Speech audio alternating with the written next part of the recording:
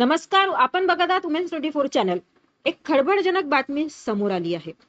गंभीर आरोपानंतरही पटवारीवर कारवाई का नाही? अमरावतीत एका पटवारी विरोधात गंभीर गुन्हा दाखल.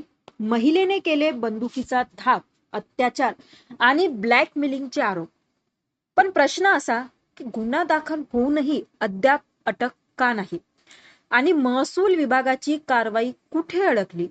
पाहूया या खळबळजनक प्रकरणाचा विशेष रिपोर्ट. अमरावती जिल्ह्यातील आसेगाव येथील पटवारी विपुल ठाकरे याच्या विरोधात गंभीर स्वरूपाचा गुन्हा दाखल झाल्याची माहिती समोर आल्याने एकच खळबळ उडाली आहे. 19 मे 2026 रोजी गाडगेनगर पोलीस ठाण्यात एका महिलेच्या तक्रारीवरून गुन्हा नोंदवण्यात आला आहे.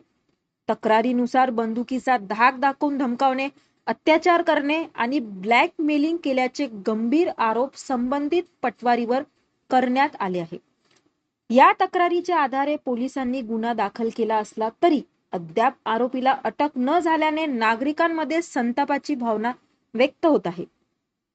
याहूनही धक्कादायक बाब म्हणजे इतके गंभीर आरोप असतानाही महसूल विभागाकडून संबंधित पटवारी विरोधात कोणतीही निलंबनाची कारवाई झालेली नसल्याची चर्चा सुरू आहे.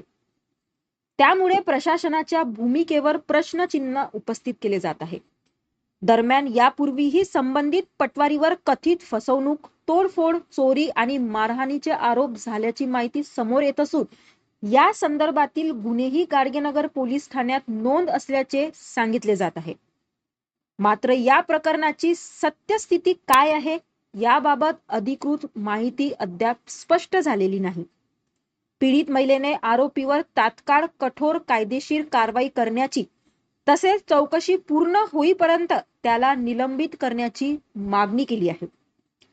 आता या प्रकरणात पोलीस प्रशासन, महसूल विभाग आणि जिल्हाधिकारी कार्यालय नेमकी कोणती भूमिका घेणार? आरोपीवर अटकेची कारवाई होणार का?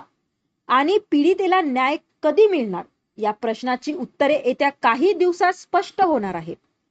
विमेन्स 24 चॅनल या प्रकरणावर लक्ष ठेवून आहे. प्रत्येक अपडेटसाठी बघत रहा विमेन्स 24 चॅनल.